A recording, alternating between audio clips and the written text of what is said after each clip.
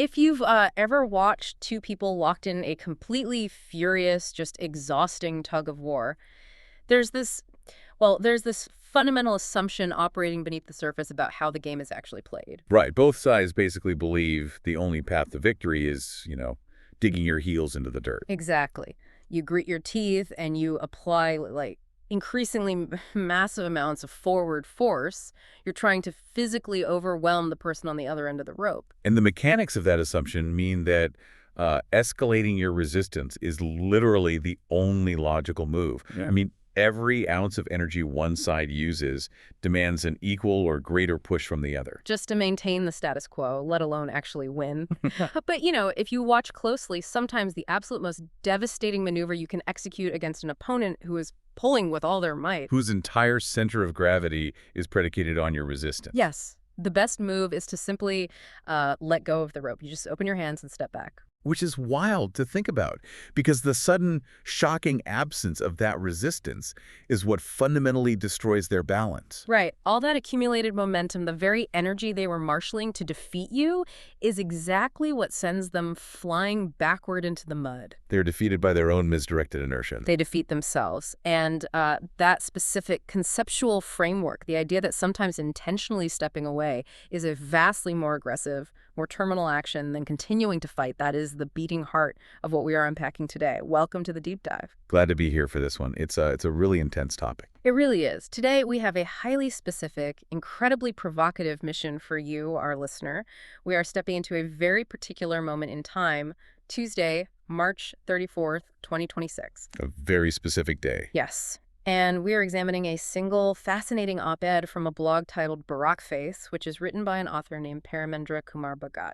And the piece we're looking at constructs this sweeping, deeply unorthodox geopolitical argument regarding the United States, Iran, and the functional mechanics of regime change. It totally turns traditional military doctrine completely on its head.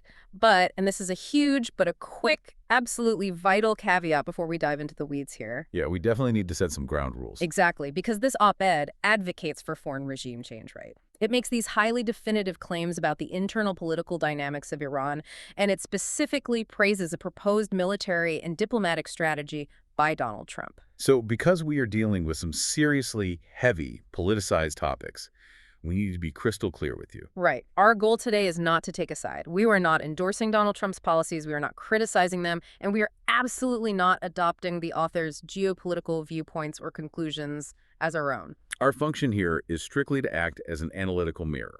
We're going to lift the hood on this 2026 op-ed to see how the engine of its argument actually runs. We're just reporting on the underlying logic, the structural mechanics, and the causal relationships the author presents. We want to show you how this argument is built, basically brick by brick. Impartially, just looking at the text. Exactly. So, with our analytical boundaries clearly set, let's build the world of March 31st, 2026, as it's presented in the source material. The blog post actually features a sidebar of news headlines from that exact day. And the juxtaposition of these global events is just wild. It creates this incredibly vivid, high-contrast backdrop for the author's argument. It really does. Looking at those sidebar headlines provides some essential context. You see a world that is accelerating at breakneck speed across multiple frontiers simultaneously. For instance, there's this prominent headline from the New York Times tech section stating that OpenAI has just added another $12 billion to their latest funding round. $12 billion. I mean, the sheer scale of that capital influx is staggering. It points to a macroeconomic environment where artificial intelligence is drawing in wealth at an almost incomprehensible rate. It suggests that massive structural technological shifts are no longer theoretical. They are actively being capitalized and deployed. And then right next to that AI news, you have a headline from Wired tracking the Artemis II countdown. Humanity returning to the moon. Exactly. Humanity is in the final stages of preparing to watch a launch that will return humans to lunar orbit. We have explosive, world-altering AI growth and tangible, crude lunar exploration happening on a random Tuesday. The sci-fi future is essentially becoming the mundane present. Yeah, exactly. And adding to that sense of monumental shift, the geopolitical and environmental landscape is also fracturing and reforming. Like that Times of India report. Right. The Times of India reports that Japan has officially adopted these sweeping new carbon reduction targets, specifically aiming to dramatically boost both nuclear and renewable energy infrastructure by the year 2040. Which is a huge deal. That detail about Japan altering its energy matrix fundamentally changes the long-term economic leverage of oil-producing regions in the Middle East. It absolutely does. But then, amidst all of this incredibly forward-looking, optimistic news about superintelligence and space travel and clean energy, the sidebar includes a stark, brutally grounding headline from the New York Times World News section. And this is the headline that really anchors the entire op-ed. Yes. It reads, Narges Mohammadi denied treatment after heart attack in Iranian prison, husband says. That single headline acts as the absolute anchor of reality for everything the author is about to argue.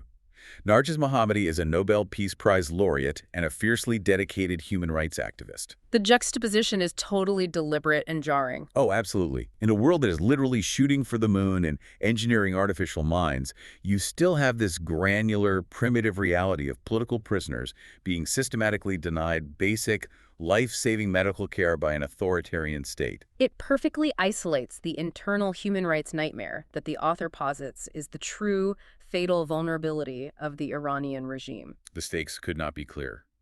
We have a world rocketing into the future, tethered to a region locked in brutal internal repression. So how does the author propose breaking that tether?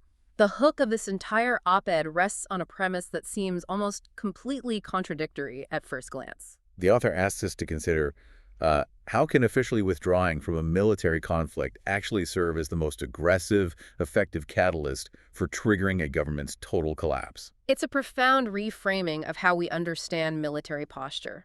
The text centers around an announcement by President Trump declaring that the United States will be out of the Iran conflict in 2 to 3 weeks.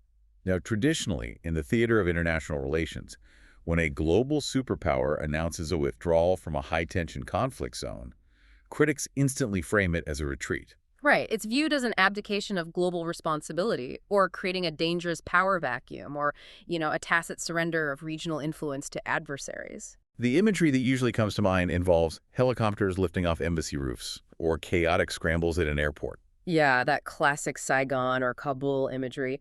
But Paramendra Kumar Bhagat, the author of this blog, explicitly rejects the retreat narrative.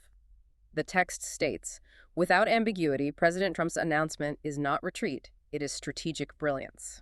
The foundational logic supporting that claim of strategic brilliance requires some careful deconstruction. The author is advancing the argument that stepping back achieves a specific mechanical outcome that decades of active, aggressive intervention have demonstrably failed to produce. The op-ed explicitly claims that this withdrawal will accomplish what no amount of sanctions, airstrikes, or diplomacy has ever achieved. Which brings us back to that tug-of-war analogy from the start. Exactly. I keep visualizing this through the lens of a massive industrial pressure cooker. For over 4 decades, the regime in Iran has had this intense, volatile internal pressure building up from its own citizenry. We're talking about generations of economic stagnation, horrific human rights abuses. Perfectly encapsulated by the headline about Narges Mohammadi. Right, and deep systemic demands for basic social freedoms. But the constant looming presence of the United States, the perpetual threat of an external, heavily armed foreign military power, has essentially functioned as the heavy iron lid bolted onto that pressure cooker. So is the author basically implying that by stepping out of the direct line of fire, by intentionally removing that heavy lid, the U.S. forces the regime to turn inward and face its own people without the luxury of a geopolitical distraction? That visualization captures the exact mechanical self the author is describing. It relies heavily on a well-documented phenomenon in political science, the utility of the external enemy. External enemy, right. Yeah, authoritarian governments, particularly those facing severe domestic unpopularity and illegitimacy, absolutely rely on the specter of a looming existential foreign threat. It is the core mechanism they use to justify their own draconian existence and their monopoly on violence. The narrative becomes, we must enforce these strict religious laws, we must maintain these brutal internal security apparatuses, and we must suspend your civil liberties because the great Satan is at the gates, waiting to destroy us all. The external enemy is the ultimate, indispensable unifying tool. It allows a struggling regime to recategorize any domestic dissident, any protesting student, or any labor organizer not just as a political opponent with valid grievances, but as an active traitor colluding with a foreign invader. Wow. So the op-ed argues that the Iranian regime's structural survival has been fundamentally dependent on this precise dynamic. Yes, the text observes that the Iranian street has been waiting for the exact moment when the ruling clerics can no longer hide behind an external enemy. So by officially declaring an exit and stating that the conflict is over, the U.S. is essentially stripping the regime of its most valuable domestic political asset. They're confiscating the excuse of American aggression. The author's thesis is that granting the Iranian people the space and the oxygen they need is the singular variable that will empower them to dismantle the regime from the inside out. But a critical layer to analyze here is the author's pragmatism regarding how this timeline actually unfolds. The text does not present this as a magical, instantaneous event. Right. The author actively cautions against the expectation that, the U.S. announces a withdrawal on Monday and the regime crumbles into dust on Tuesday. The author is highly specific about that delay. They write that the Iranian populace will not immediately pour into the streets the day after the American announcement. And the mechanism they cite for this delay is really fascinating. They point to national pride and the ancient instinct to rally around the flag. The rally around the flag effect is deeply ingrained in human sociology. When any nation-state, regardless of how oppressive its leadership might be, is involved in a high-stakes international conflict or navigating the immediate aftermath of a major geopolitical shift. The citizenry tends to temporarily suspend domestic disputes. Exactly. They close ranks to support the state apparatus simply as a mechanism of collective survival. The author demonstrates a keen understanding of this, acknowledging that this ancient tribal instinct will initially keep the regime temporarily propped up. So the author describes that patriotic surge not as a permanent state, but as an emotional spike. And like any spike, it has a half-life. They estimate it'll require a few weeks to subside. The underlying argument seems to be that patriotism, when entirely manufactured by the threat of a foreign adversary, operates like a massive adrenaline rush. It's incredibly intense in the moment. Yeah, but it's metabolically unsustainable once the actual physical threat is removed from the environment. And that inevitable metabolic crash is the precise vulnerability the strategy targets. The text suggests that historical precedent dictates what happens next. Once that initial reactionary surge of manufactured unity evaporates. The stark, unforgiving underlying reality of the domestic situation sets back in. The geopolitical distraction vanishes, leaving the citizenry to look around at their crumbling economy, their lack of civil liberties, and the corruption of their leadership. Entirely without the mitigating filter of an imminent foreign war, which forces us to confront the terrifying physics of this situation. It's a lot of pent-up energy. Right. If the psychological pressure release valve of blaming the United States is permanently welded shut, all of that furious built-up tension inside the Iranian populace has to redirect. It cannot simply vanish. It has to find a new target. And that logical progression transitions us directly into the author's grim prediction of what happens next on the streets of Tehran. The op-ed posits that this redirection of societal tension will be historically monumental in its scale and ferocity. The author employs incredibly vivid, almost kinetic language to describe this phase. They state that the moment the U.S. threat is neutralized and the rally around the flag effect finally dissipates, the real grievances return with explosive force. Explosive force. Furthermore, they predict this specific sequence of events will trigger the largest sustained protests Iran has seen in more than 2 decades. Analyzing the weight of that specific phrase, more than 2 decades, really requires looking at recent Iranian history. That time frame encompasses the massive Green Movement protests of 2009, which were huge, the widespread, economically driven uprisings of 2017 and 2019, and the seismic cultural earthquakes that followed the death of Mahsa Amini in 2022. So the author is making the audacious claim that the impending unrest precipitated entirely by a deliberate U.S. withdrawal will exponentially dwarf all of those previous historic movements combined. Tying this back to the macro context of the blog's sidebar, we can see the exact anatomy of these real grievances.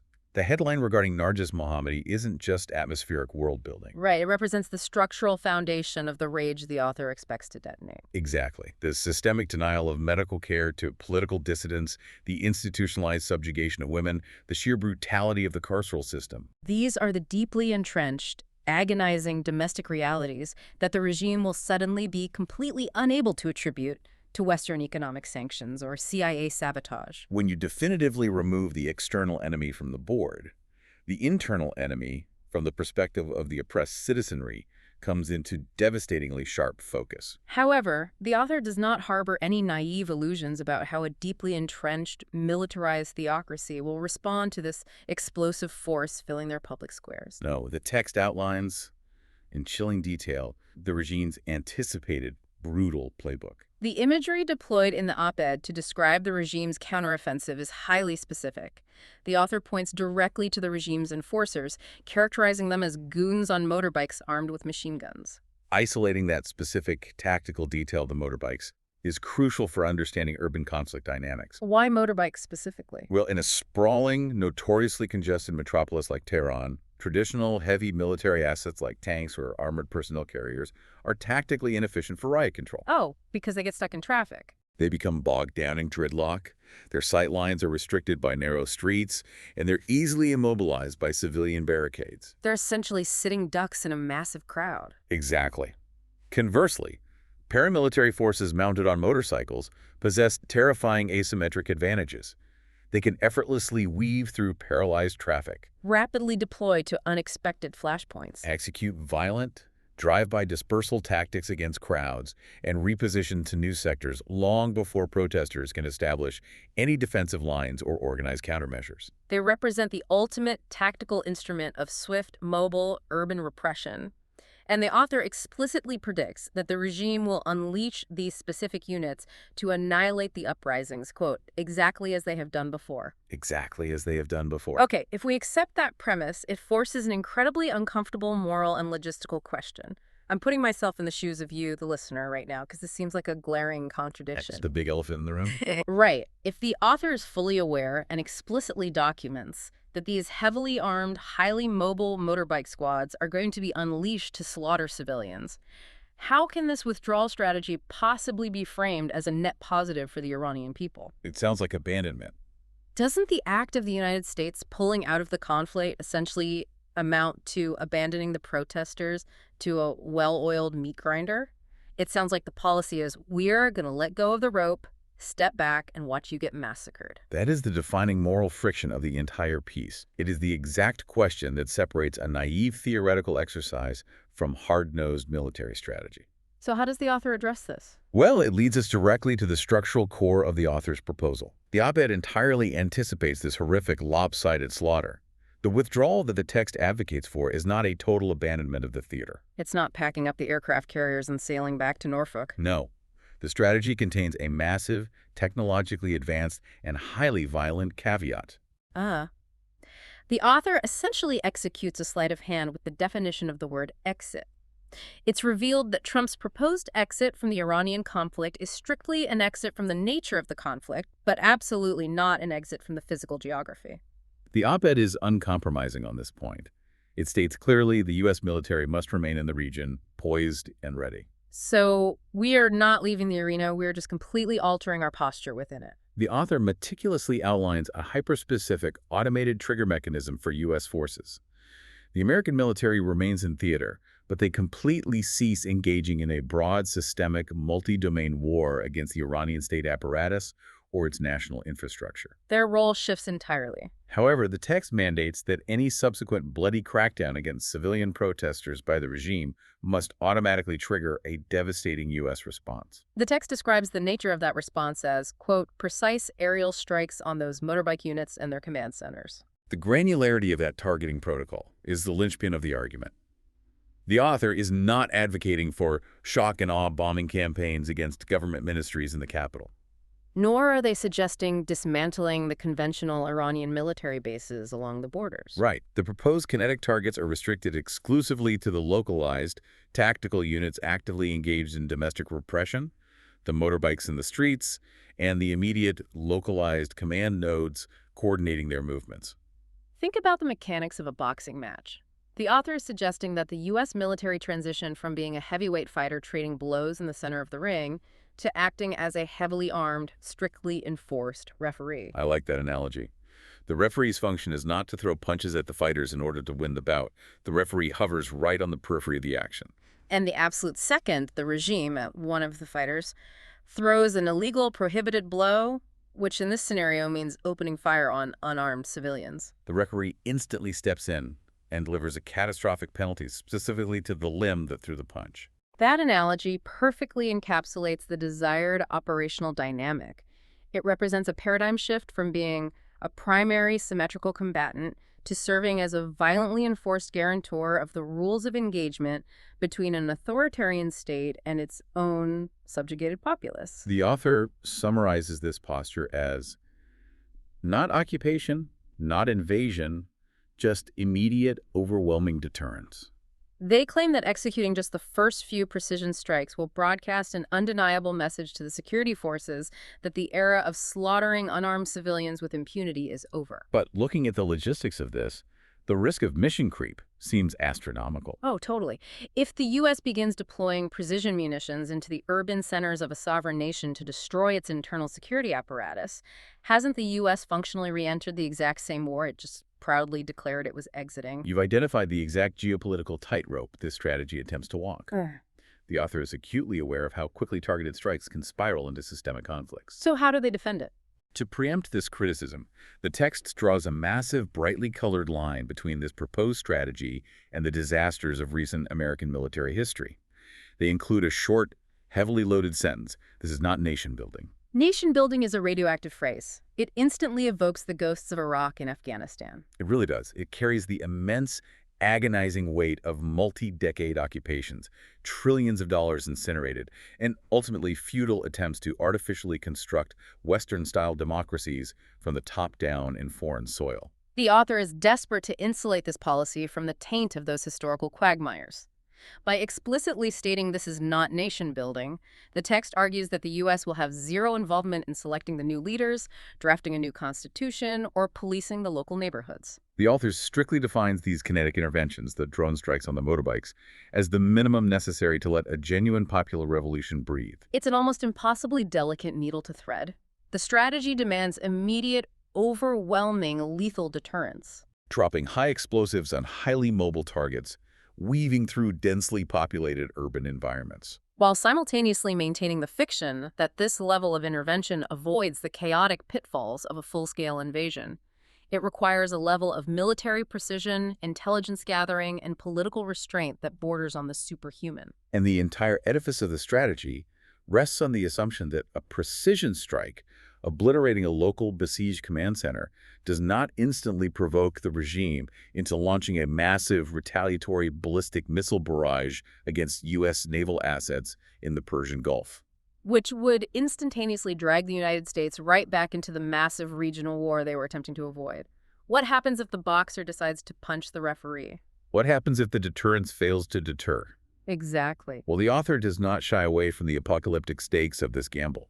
In fact, their justification for undertaking such an extreme, high-wire act of military deterrence is rooted in their assessment of the alternative. We have to examine how the author characterizes the terrifying reality of the current status quo. The author possesses an incredibly dark, almost deterministic view of the current geopolitical trajectory if the present dynamics remain unaltered. They write, with chilling finality, "If the regime somehow survives, the cycle simply repeats." The text elaborates that this repeating cycle inevitably culminates in, quote, another war, a few years down the line, with higher stakes and greater risk of regional conflagration. The author fundamentally rejects the prevailing diplomatic notion that the current tense standoff in the Middle East constitutes any form of sustainable stability. They don't view the status quo as a manageable cold freeze. They categorize it explicitly as a guarantee of perpetual conflict. The use of the word guarantee is striking. It removes all probability from the equation. It's not a risk of conflict. It's a mathematical certainty. And because the author views massive regional war as a certainty under the current regime, we have to look closely at the absolute, uncompromising phrasing they deploy next regime collapse is the only off-ramp. In high-level policy analysis, you almost never encounter that degree of absolutism. Standard diplomatic doctrine usually involves a spectrum of containment strategies, economic levers, back-channel negotiations, and incremental pressure. But the author is structurally arguing that the core ideological DNA and the entrenched military architecture of the Iranian theocracy make long-term coexistence fundamentally impossible. To them, the only off-ramp from eventual nuclear or regional annihilation is the complete systemic removal of the adversary from the board. To truly grasp why the author views a situation as an unmanageable powder keg, we need to zoom out and look at the broader context provided in the source material. We aren't just looking at this single op-ed in a vacuum. Right. The blog Barak Face contains a massive, meticulously maintained archive of previous writings by Paramendra Kumar Kagkat. The metadata listed in the sidebar is an absolute goldmine for understanding his underlying worldview. The historical footprint of the blog is vital.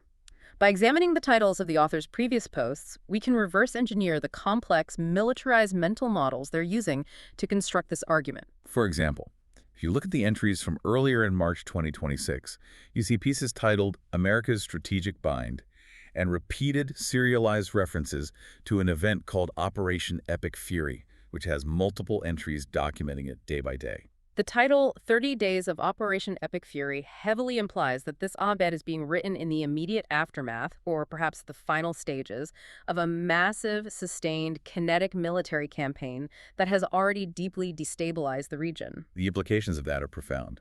The author also lists treatises with titles like From Mad to Mads, The Evolution of Deterrence. Mutually Assured Destruction, or MA, is the classic Cold War nuclear doctrine. Right, and the author seems to be theorizing a new evolved framework, perhaps mutually assured destruction and survival, or security, indicating a deep preoccupation with the theoretical mathematics of global annihilation and prevention. Furthermore, there's a prominent piece titled Iran's Underground Missile Cities, a Fragile Fortress. When you synthesize that reading list, Underground Missile Cities, The Evolution of Deterrence, Operation Epic Fury, it reveals a writer who is obsessively focused on the granular, geographic, and mechanical realities of modern warfare. This op-ed proposing drone strikes on motorbikes isn't a random, isolated shower thought. It is the logical culmination of a deeply researched, systematic view of the Middle East. The author views the entire region as an incredibly dangerous, interlocking machine of military escalation that is constantly vibrating just below the threshold of total war. Understanding that systematic worldview clarifies why they view a ceasefire as a dangerous illusion. If your baseline assumption is that your adversary is actively expanding subterranean ballistic missile complexes and that the very nature of deterrence is mutating into something more volatile, you do not believe that maintaining the status quo buys you peace. You believe it merely buys the enemy time to finalize their doomsday capabilities. Therefore, orchestrating the collapse of the regime is not an act of aggression. In the author's framework, it's a preemptive necessity. But let's follow that logic to its conclusion. If the pressure cooker finally detonates, and the U.S. successfully executes its role as the lethal hovering referee, and the theocracy actually crumbles into dust, what fills the void? Because toppling a centralized government, no matter how oppressive, is only the first half of the equation. History screams that nature abhors a power vacuum, and vacuums in the Middle East tend to be filled by horrific sectarian violence. The author is entirely aware of the vacuum problem, and they do not leave the post-collapse landscape to the imagination. They introduce a highly specific prepackaged solution waiting in the wings to assume control. The author explicitly champions a precise political entity, the Reza transitional government led by Reza Pahlavi. For listeners who might not track the intricate dynamics of Iranian diaspora politics, Reza Pahlavi is the eldest son of Mohammad Reza Pahlavi, the last Shah of Iran, who was deposed during the 1979 Islamic Revolution. By cementing Reza Pahlavi and this specific transitional apparatus at the center of their post-collapse vision, the author provides a structured, theoretically legitimate alternative to the chaos of a failed state. But the identity of the leadership is secondary to the geopolitical promises the author claims this group has already made.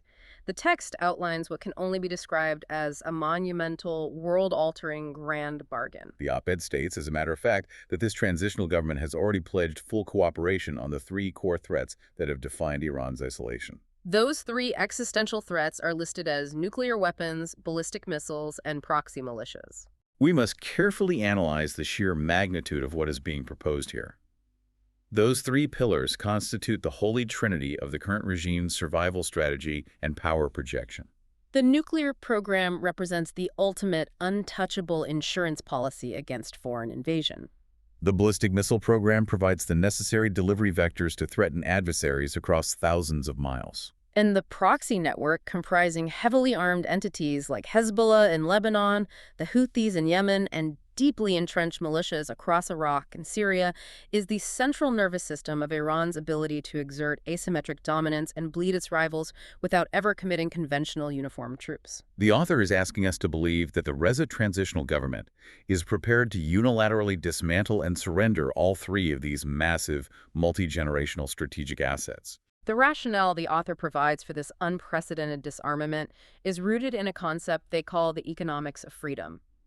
The text argues that the motivation is, quote, straightforward and refreshing. A free Iran wants to focus on the prosperity of its own people, not on threatening its neighbors or chasing apocalyptic fantasies.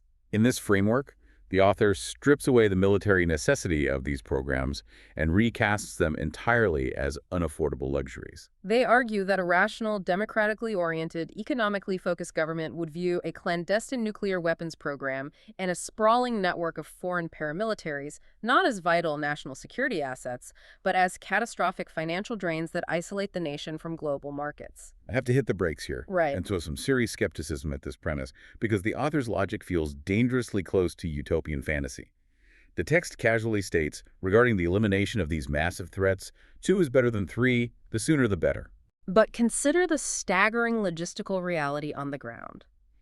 Can a new government truly just raise a new flag over Tehran and instantly, cleanly erase a 46-year-old, deeply entrenched, heavily fortified military-industrial complex? You're talking about tens of thousands of hardened zealots, labyrinthine underground facilities, decades of institutional scientific knowledge, and incredibly complex independent financial networks funding proxy armies across 4 different countries. Does the author genuinely believe that network just politely evaporates because Reza Pahlavi signs a piece of paper? Your skepticism is entirely warranted by the historical record.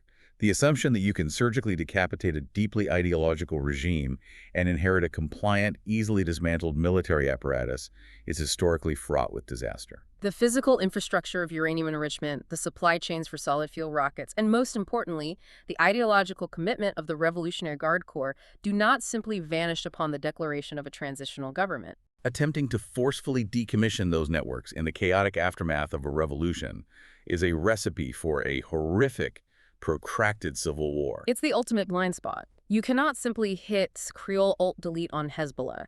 They are an independent, heavily armed political reality in Lebanon, deeply intertwined with the Iranian state, but capable of operating autonomously if their patron is threatened. And yet, this breathtaking juxtaposition, combining the cold, ruthlessly pragmatic military strategy of dropping precision munitions on urban riot police with this incredibly sweeping, almost naive optimism about a bloodless, instantaneous transition to a prosperous, demilitarized utopia is the defining characteristic of the author's entire philosophy. Which provides the perfect transition into our final area of analysis. We need to look at how the author attempts to synthesize these wildly disparate ideas and how the author's own incredibly unique identity informs this entire worldview. In the concluding paragraphs of the op-ed, the author actively attempts to reconcile the extreme violence of the method with the purity of the goal. They describe Trump's strategic withdrawal and subsequent over-the-horizon deterrence as, quote, the rarest of things in Middle East policy, a move that is simultaneously realist and idealistic.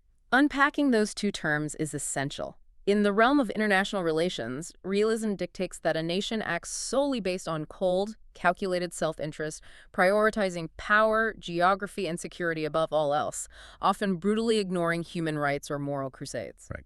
And idealism, conversely, argues that foreign policy should be driven by the pursuit of universal values, democratic principles, and the active protection of human rights globally. The author claims that this specific hybrid strategy magically threads a needle between those historically opposed schools of thought. They argue it is fundamentally realist because it explicitly rejects forever wars. It aggressively untangles the United States military from a massive, grinding, unwinnable ground conflict.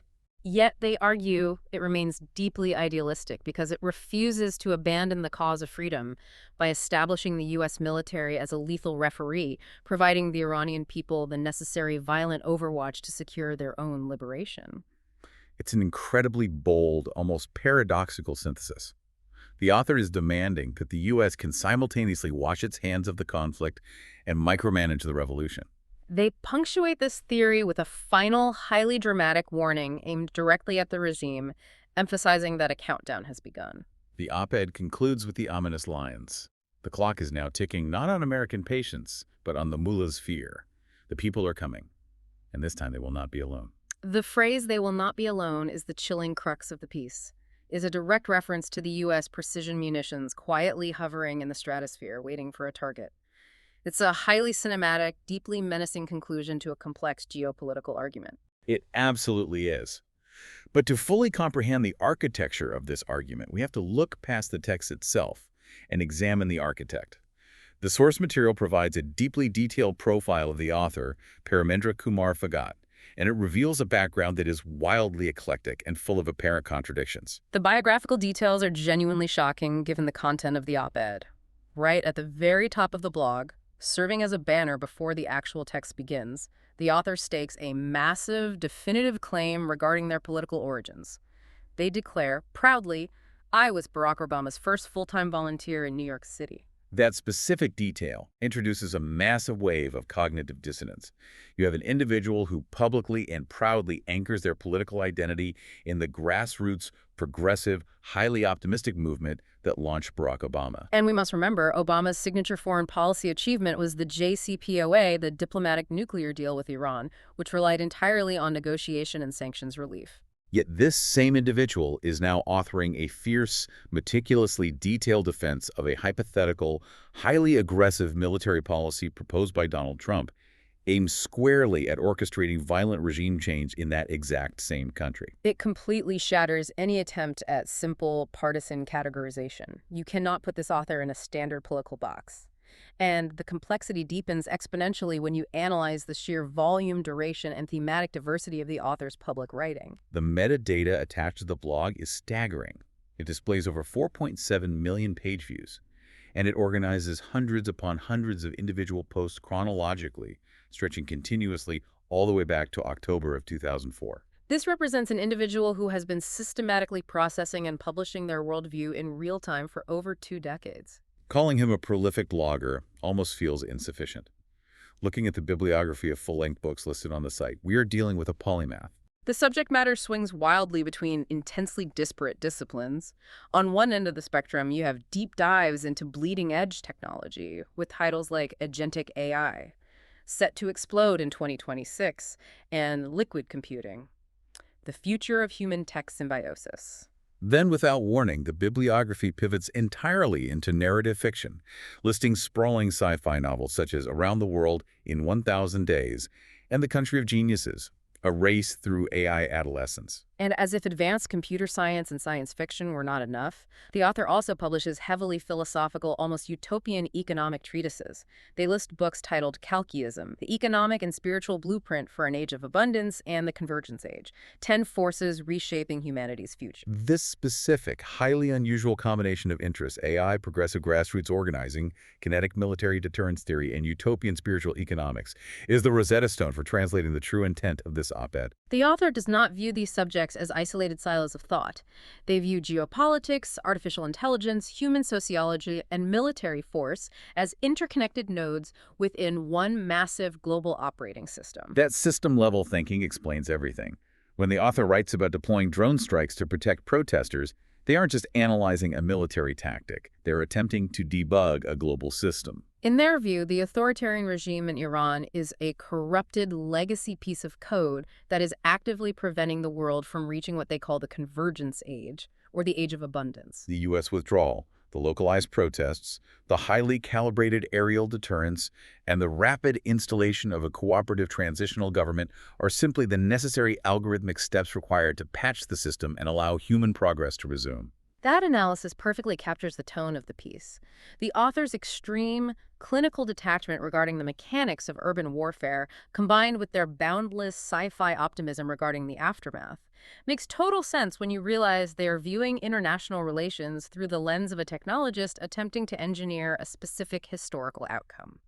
Whether you find their mathematical approach to human suffering terrifying or visionary, recognizing that underlying framework is essential to grasping the true ambition of the op-ed. Which brings us to the close of this incredibly dense, challenging deep dive.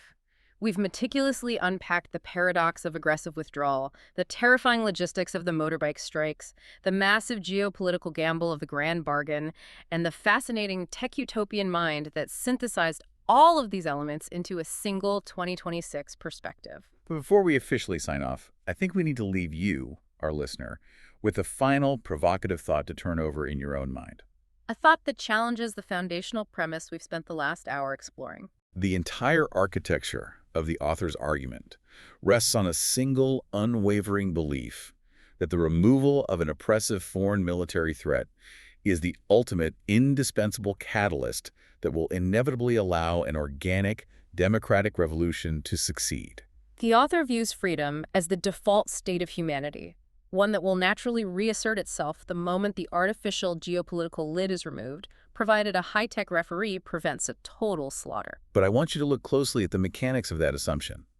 Can true, sustainable, generational political change ever actually be engineered from the outside, even by a mechanism as seemingly hands-off as hovering drone strikes enforcing a theoretical rulebook? Or does the very presence of that external, violent guarantor fundamentally corrupt the organic nature of the revolution? Perhaps the author is right. Perhaps despite the terrifying chaos, despite the agonizing, undeniable risks of immense bloodshed, the single most powerful transformative action a global empire can take is to simply open its hands, let go of the rope, and allow the brutal, unpredictable arc of history to finally run its course. It fundamentally challenges where the locus of historical agency truly resides with the empire or with the people in the streets. There are no easy equations here. Thank you so much for joining us as we navigated the complex, morally fraught, and utterly fascinating mechanics of this source material.